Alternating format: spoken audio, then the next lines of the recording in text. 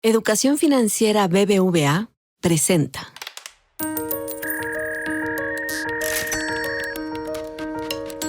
Peras y Manzanas, con Valeria Moy.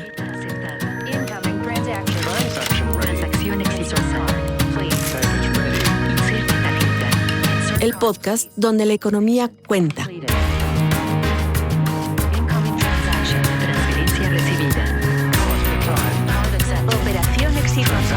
Transferencia lista. Hola, ¿cómo están? ¿Cómo los trata la semana? Hay que hablar de muchísimas cosas. Empieza a juntar la información económica. Salieron datos de pobreza multidimensional, esta medición que se saca cada 2 años. Pero bueno, esto requiere evidentemente un análisis muy profundo, muy largo, muy intenso, que estamos preparando para ustedes. Pero mientras tanto, hay que hablar de uno de los problemas. Híjole, ya le puse un tema. No sé si es un problema o es una realidad de la economía mexicana. Y podríamos pensar que es solo de la economía mexicana, pero también es de las finanzas públicas mexicanas. O sea, es un tema tan enredado y tan complejo que hay que entenderlo un poquito mejor. Y hemos hecho en estos Peras y Manzanas muchos episodios en temas energéticos y no sé cuántos, en particular de Pemex. Pero creo que hoy otra vez tenemos que hablar de Pemex. Y tenemos que hablar de Pemex porque la semana pasada se presentó un plan, una estrategia para la operación de Pemex. No se le llamó rescate, ¿no? Y de hecho ha habido incluso molestia cuando alguien dice que es un rescate a Pemex. No, esto es un plan estratégico para Pemex que iría de 2025 al 2030. Y yo quiero a 2035 creo. Vamos a evaluar o vamos a tocar algunos de los temas más importantes de este plan de Pemex.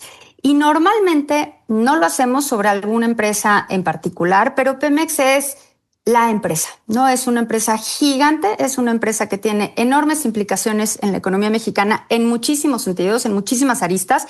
Y sí creo que valdría la pena que todos entendiéramos un poquito mejor esta petrolera y lo que sucede alrededor de la petrolera, incluyendo su impacto en las finanzas públicas. Para platicar del tema hoy, está con nosotros Gonzalo Monroy, director general de GIMEC y experto en temas energéticos. Gonzalo siempre tiene una opinión y un análisis muy rápido y muy a la mano, muy oportuno de lo que está sucediendo con las empresas y la empresa, particularmente hablando de México, la empresa petrolera más grande que es Pemex. Así que, Gonzalo, bienvenido a Peras y Manzanas una vez más. Hace mucho que no te teníamos por acá, pero bienvenido de nuevo.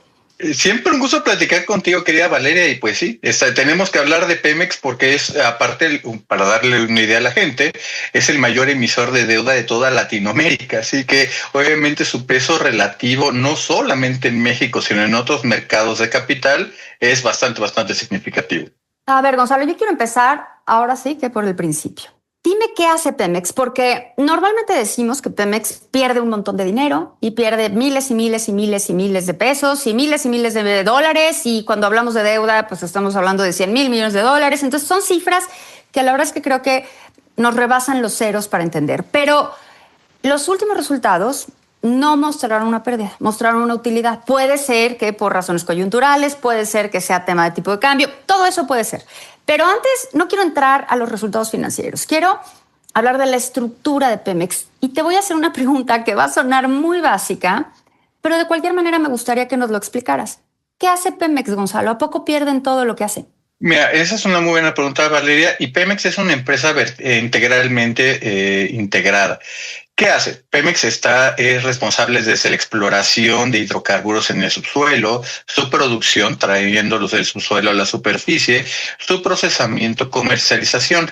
En esa parte de transformación que me refiero es la parte de las refinerías, de las plantas petroquímicas, tiene incluso una muy pequeña flota naviera para la parte de la logística. Obviamente la comercialización de los hidrocarburos a través de sus brazos comerciales, eso es lo que hace Petróleos Mexicanos.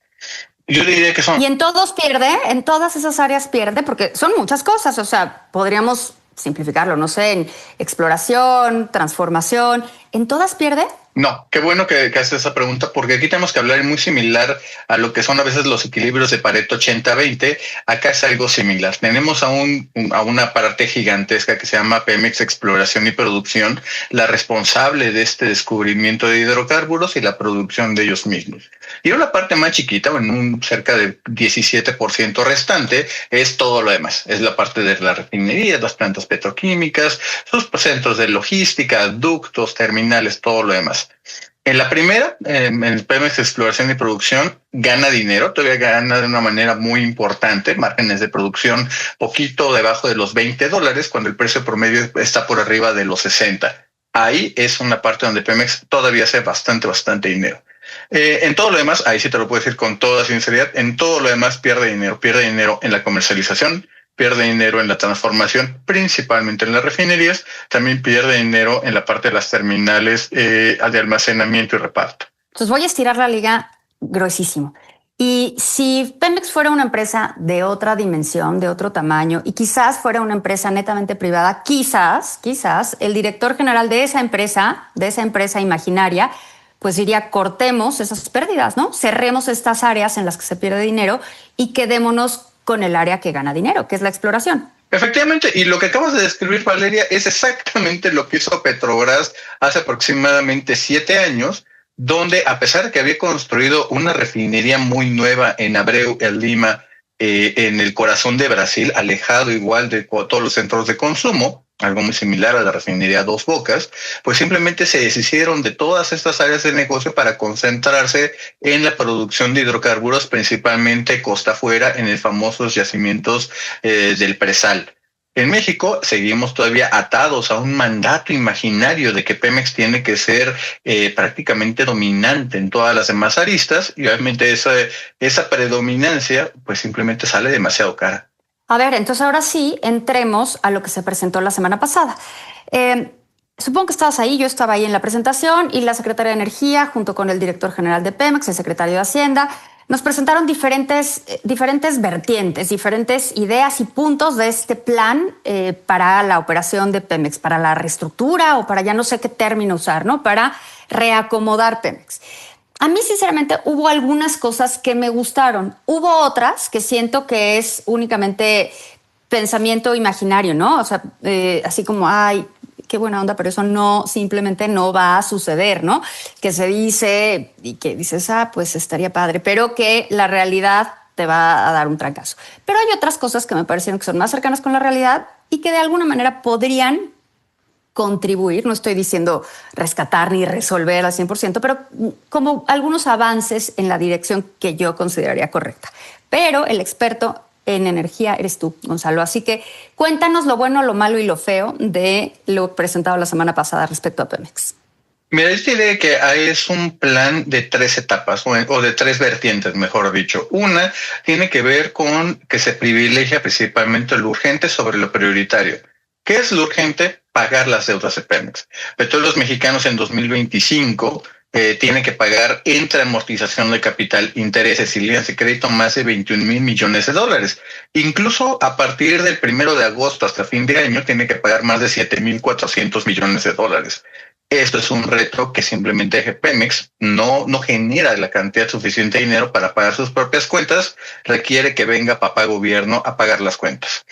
Este mecanismo principalmente fue lo que fue la emisión de deuda, y es la parte donde sí se puede hablar de un rescate, de la emisión de esos bonos precapitalizables, los famosos PCAPs, donde la Secretaría de Hacienda hace una emisión por $12,000 millones a una tasa muy competitiva de 5.5%, donde el dinero resultante simplemente para adelantar este pago de la deuda de Pemex. Y aquí es donde está la parte del rescate, es asumir una deuda pública del lado de Pemex y transferirla a una deuda soberana. Y Ahora, a mí eso a ti y a mí nos preocupa, pero al final del día hay una realidad, y es la deuda de Pemex sí es deuda del país. O sea, absolutamente. ¿Qué te digo? No sé si es lo correcto, pero hay una cosa que es la realidad, y todos sabemos que no van a soltar a Pemex porque es demasiado grande, más allá de la ideología, más allá de lo que sea. O sea, no hablo de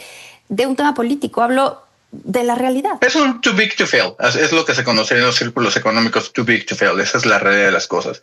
Y hay que decirlo, porque aquí también hay que ponerle las cosas a su lugar. Fue un movimiento bastante positivo, porque de haber salido Pemex a emitir su deuda, muy probablemente lo hubiera hecho por arriba de 11% en dólares. Una deuda extremadamente cara. Si lo hace el gobierno mexicano a la mitad. Entonces salió súper bien, o sea, la verdad es que te baja el costo de la deuda, ¿no? Es un mecanismo innovador, o sea, para mí, de lo que yo vi, es un mecanismo creativo, estrategia financiera, que me parece que funcionó bien. La verdad. No, es bastante correcto. E incluso, fíjate, y siguiendo incluso con los temas que ocurrieron, la mandataria Claudia Sheinbaum dice que lo vamos a seguir utilizando en 2026, donde Pemex tiene que pagar 26,000 millones de dólares. O sea, es una cantidad importante. Un dato que quizá es importante mencionar, Valeria, es que cuando vemos el agregado, los requerimientos financieros del sector público, pues prácticamente lo estamos neteando. Esa es la verdad de las cosas. Transferimos lo que era la deuda de Pemex cara a una deuda de este soberano muchísimo más asequible y sobre todo con un mejor perfil financiero en términos de los pagos. Obviamente eso es una cosa buena. Empieza ya la parte ríspida cuando dice la presidenta que ya para 2027 en adelante estos recursos no serán utilizados porque Pemex, voy a citarla, va a ser rentable. Y eso es algo extremadamente discutible, querida Valeria. Bueno, pues qué buena onda, que va a ser rentable. ¿Cómo va a ser rentable? Porque supongo que dentro de lo presentado está ese plan de cómo hacer rentable lo que no ha sido rentable nunca, ¿no? Ahí viene, fíjate, antes de contestarte eso, porque ese es el corazón del plan de negocios, déjame hablarte de la segunda arista, que tiene que ver con que por fin ya hay un mecanismo para poderle pagar a los proveedores, una deuda de proveedores que escaló de poco más de 500 millones de dólares en 2018 a más de, estamos hablando de prácticamente 25,000 millones de dólares a finales del 2024. Incluso estamos hablando de que el 30 de junio se debían más de 420,000 millones de pesos, un poco más de 21,000 millones de dólares. Aquí tenemos un problema. Aquí el mecanismo, vale la pena que lo expliquemos, es muy sencillo. Es básicamente factoraje. Una vez que una empresa ya tiene su factura de Pemex, puede ir a Banobras, a Bancomex, le van a dar el flujo de capital, el working capital, para desarrollar los productos, los servicios que Pemex le está demandando, y prácticamente es decir, gobierno le está pagando a gobierno. Tú tienes una factura de Pemex, te va a dar dinero al gobierno y al final de cuentas todo el mundo se paga y se puede reactivar la economía. Hay algunas limitantes, como que este programa únicamente es para las facturas de 2025. No hay realmente todavía un plan de pago para darle a los que vienen de los ejercicios anteriores, 24, 23, incluso en un solo caso de facturas que vienen desde el 2022. Ese es un tema. Hay un tema también de que todavía Pemex ha regresado a las muy malas prácticas donde cierra el COPADE, el sistema que es para la emisión de facturas, así que está recibiendo obra que todavía no ha sido facturada. Así que eso sigue siendo un problema grave. Y ahora sí. Dime la tercera arista, porque me decías hay hay varias aristas, ¿no? O tres partes. ¿Cuál es la tercera? La tercera es el plan de negocios. El plan de negocios. Y aquí es donde entramos al corazón de todo esto. Y fíjate, a ver, entonces, ¿cómo lo viste? Hay cosas donde te puedo decir que en todas las aristas, por desgracia, estamos viendo que es una cartita a los Santos Reyes. Efectivamente hay cosas que no reflejan la realidad operativa de capacidades de Pemex. Cosas positivas. Estamos regresando finalmente a donde tenemos nuestro mayor potencial. Estamos hablando de aguas profundas, estamos hablando de los recursos no convencionales de lutitas que son exploradas y desarrolladas principalmente por fracking. Estamos regresando al menos en la discusión a esos temas y es donde Pemex tiene un potencial bastante importante para seguir creciendo. ¿Qué cosas son extremadamente negativas? La primera es de que seguimos todavía con una continuación, una iteración más del plan de negocios anterior que sigue enfocado en la parte de la refinería, sobre todo en la transformación industrial. Y aquí es donde entramos a temas, Valeria, donde Petróleos Mexicanos sigue incluso perdiendo dinero en todas las actividades, en la producción de petrolíferos, pero también incluso en su comercialización. Estamos hablando que de pronto se habla ya a manera un poco fantasiosa que Pemex hará tecnologías de última generación como hidrógeno verde, como captura de carbono, incluso hasta sus proyectos de cogeneración. Y eso obviamente no corresponde a la realidad que tiene Petróleos Mexicanos. Déjame darte un ejemplo. En todas las 6 refinerías que tenemos actualmente, estoy excluyendo todavía Dos Bocas en etapa de pruebas, Estamos hablando de que Pemex produce menos de 10,000 barriles diarios de gasolina premium. Pensar que de la noche a la mañana va a poder hacer proyectos tan tecnológicamente complejos como captura de carbono, pues simplemente no corresponde a su realidad del día de hoy. Ahora, lo que entiendo, Gonzalo, es que te gustaron algunas cosas del plan. A mí debo decirte que lo que me gustó del plan es este fideicomiso de 250 mil millones de pesos, que es un fideicomiso, le podremos poner el nombre que queramos, pero es un fideicomiso, que sí va a permitir cierto flujo de recursos hacia proveedores y crucemos los dedos hacia inversión, que eso permitiría cierto flujo hacia inversión. Y eso a mí me parece positivo. Ahora sí que de lo perdido lo que aparezca, ¿no? Otra cosa que me pareció positivo es, pues vamos a buscar exploraciones no convencionales, fracking, que yo creo que sí hay posibilidades, en particular para algunos estados, de resolver temas. A lo mejor a lo mejor no cambia todo, pero teníamos una cosa ideológica de esto no va a suceder a, bueno, pensemos en que sí puede suceder. Y eso, de alguna manera, me parece que cambia el discurso y eso es importante. Otra cosa es, vuelven las asociaciones público-privadas, les podemos poner otro nombre, me parece que es poco importante el nombre, pero sí por lo menos se abre la posibilidad de que participen privados en ciertos proyectos. No sé cuáles son las reglas, no sé en qué proyectos, no sé cómo va a quedar. Todo eso no queda claro aún, pero de cualquier manera es un cambio, es un giro a lo que había hace 2 semanas, lo que tenemos ahorita. Ahora, no pienso de ninguna manera que esto resuelva absolutamente todos los problemas de Pemex. Y ya ni siquiera hablamos de las metas medioambientales y estas cosas de vamos a cumplir los criterios ESG, ¿no? Eso sí creo que no va a suceder. Pero lo que te quiero preguntar es, a estas áreas que yo considero positivas, ¿tú estás en lo mismo o lo ves distinto? ¿O me vas a decir, Valeria, ese fideicomiso no va a servir para nada, no va a alcanzar? ¿O lo de shale o lo de fracking, la verdad es que no tenemos potencial? ¿O la neta, da igual? Fíjate, en la primera, en la parte del fideicomiso es precisamente esa parte de Banobras y es únicamente para pago a proveedores, no es para inversión productiva. Eso es muy importante mencionarlo. La segunda pero eso no dijo la secretaria, eso no dijo la secretaria en la presentación. O sea, no estoy diciendo que vaya a ser o no, a lo mejor esto, ¿no? O sea, sí hubo este énfasis en va a ser para inversión. La secretaria tiene una visión y una interpretación distinta de la realidad de la que compartimos los demás seres humanos, querida Valeria. Habiendo dicho eso, tenemos que decir ahora sí, ¿cuál es la realidad? Podemos bajar estos proyectos de aguas profundas, de fracking, y es aquí donde entramos, por desgracia, a cosas que ya rayan en la fantasía. Por ejemplo, hay algunos proyectos que a mí me llaman mucho la atención, especialmente 4, perdón. Uno, la Cash, que se quiere desarrollar en un contrato de servicios con Grupo Carso. Es un proyecto de aguas profundas de gas no asociado. En otras palabras, no hay petróleo, solamente gas. Tenemos también los proyectos de Exploratus, Doctus y Kratos en la parte de Perdido, que es en las costas o en la costa fuera de Tamaulipas, más hacia la altura de Matamoros, aproximadamente 240 millas náuticas dentro del mar.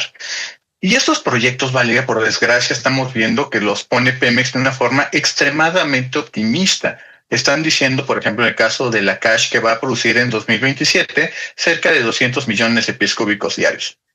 El problema es de que esto es una cosa que no es factible. No hay ningún proyecto en la historia de la humanidad donde un proyecto de aguas profundas se haya desarrollado en 3 años. No existe. No hay ninguna forma.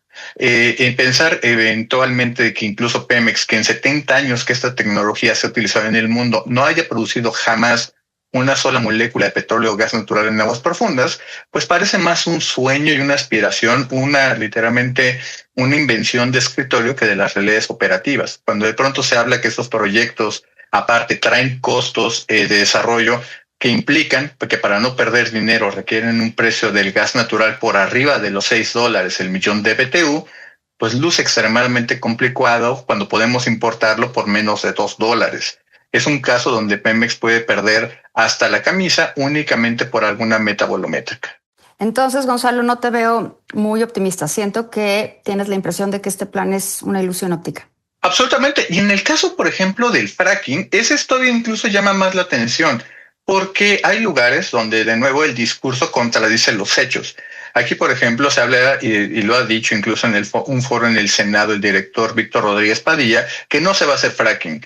pero en realidad sabemos con bastante claridad de que van a regresar a hacerlo, especialmente en dos campos, Agua Fría y Coapechaca, que es en el corazón de Chicontepec, en la cuenca de Tampico-Misantla. La única forma de hacerlos rentables es precisamente a través de este fraccionamiento hidráulico. Tenemos un problema gigantesco en términos de cuál es la realidad. Y en el fracking algo está ocurriendo muy, muy importante. La primera es que para que tú tengas, para darte algunos números, una producción sostenida de cerca de 100,000 barriles diarios, necesitaremos estar perforando cerca de 1,000 pozos al año. Y este número, por desgracia, Valeria, hay que ponerlo en un contexto. En toda la historia petrolera de México, en toda nuestra historia hemos apenas perforado 8,000, poquito más de 8,300 campos. Pensar que vamos a hacer 1/8 de nuestra historia en un solo año y al año siguiente también hacerlo, significa de que es imposible que Petróleos Mexicanos lo pueda hacer. Necesitaríamos otro tipo de esquemas con una mayor incorporación, valga la expresión, un ejército de empresas entrándole a ese tipo de proyectos. Luce todavía más complicado, yo me atrevo a decir incluso irrealizable, cuando nos damos cuenta que nos hace falta todo un ecosistema dinámico, vibrante, muy, pero muy flexible para poder abastecer esa cantidad de perforación. Necesitamos empresas de servicios, contratistas, materiales. En el caso, por ejemplo, de México, solamente hay una mina en todo el país que produce las arenas que son susceptibles para ser utilizadas en el fracking. Muy probablemente tendremos que importarlas. Y eso ya de nuevo nos lleva a los costos. Esos dos campos que te mencionaba, Agua Fría y Coapechaca, para que tengan costos de desarrollo y no pierdan dinero, requieren al menos $60 el barril de petróleo.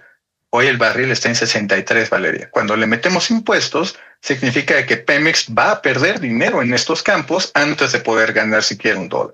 Uy, bueno, pues entonces habrá que irle siguiendo la pista a esto, porque Pemex se va a volver, bueno, no se va a volver. Pemex ya es un tema como petrolera, es un tema para las finanzas públicas, es un tema fiscal, es un tema que tiene muchísimas aristas. Ya lo mencionabas tú al principio, es el mayor emisor de deuda de América Latina. O sea, sí hay temas muy importantes que abordar de Pemex, así que hay que irle siguiendo la pista. Pues no solo este plan, sino a sus resultados, ¿no? Y ver cómo se va implementando y ver qué sucede con este fideicomiso, ver qué sucede con la inversión, va a haber inversión o no, va a haber privados que quieren entrar, porque ese es otro tema que ya no discutimos, Gonzalo. Tú imagínate que eres un privado, te invita Pemex a participar en estos proyectos que son altamente riesgosos, altamente costosos, y tienes un sistema judicial que todavía no sabes cómo va a operar. Entonces, si tienes una disputa, ¿qué pasa ahí, no? Entonces, me parece que esto pues se está poniendo interesante, por decirlo de alguna manera optimista, Gonzalo. Te puedo ofrecer alguna parte, por ejemplo, cosa que ya estoy viendo con algunos clientes, y es que cualquier contrato que se firme con Petróleos Mexicanos ya va a traer unas cláusulas donde vaya a haber algún tipo de mecanismo de resolución de controversias antes de llegar a las Cortes mexicanas. En otras palabras, vamos a ver mucho más arbitrajes o el mecanismo alternativo antes de llegar a las Cortes. Y esto, fíjate, no quise, de nuevo, no es mi intención ser negativo, pero hay que decir las cosas. Gran parte de los proyectos que se están ofreciendo y todo no están atrayendo ni siquiera el interés, ni siquiera la atención. El interés de las grandes empresas que tienen la tecnología y sobre todo la experiencia para desarrollar estos proyectos. Pemex sigue pensando que sus contratistas son suficientes para poder desarrollar esto. Mismos contratistas a los cuales les adeuda una cantidad bastante importante. E incluso cuando se habla ya específicamente de los mecanismos de estos contratos, los famosos contratos mixtos, ocurre un fenómeno muy curioso y se habla de que, bueno, va a haber una bolsa de dinero que es exclusiva para ese proyecto y sobre eso te van a pagar. Tenemos un problema, es justamente un riesgo de doble filo. Por un lado, si tu proyecto es bueno y estás produciendo, significa de que Pemex no va a tomar el dinero para pagarle a alguien más. Sin embargo, si tu proyecto no es tan bueno, pues simplemente no va a haber dinero para que te puedan pagar. Y obviamente se vuelve una decisión a priori, no inviertes. Es muy probable de que con esta incluso reforma que se hizo, el gobierno se haya puesto una propia camisa de fuerza. En lugar de tener una serie de condiciones contractuales a nivel de contrato y poderlos cambiar o adecuar según se ve el interés, lo pusieron requisitos en la ley. Unos muy básicos, Valeria, es que, por ejemplo, Pemex tiene una participación mínima del 40%.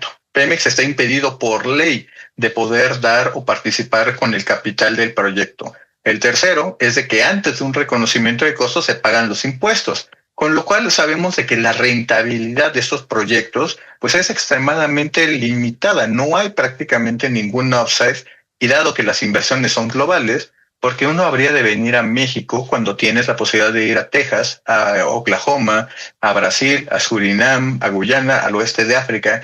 Hay mucho petróleo en muchas otras partes del mundo. Pues Gonzalo, tendremos que seguir hablando de Pemex un buen rato, yo creo que ad infinitum, porque esto suena cada vez más complejo de resolver. Muchísimas gracias, como siempre, Gonzalo, y muchísimas gracias a todos por escucharnos. Aquí nos oímos la próxima semana. Educación Financiera BBVA presentó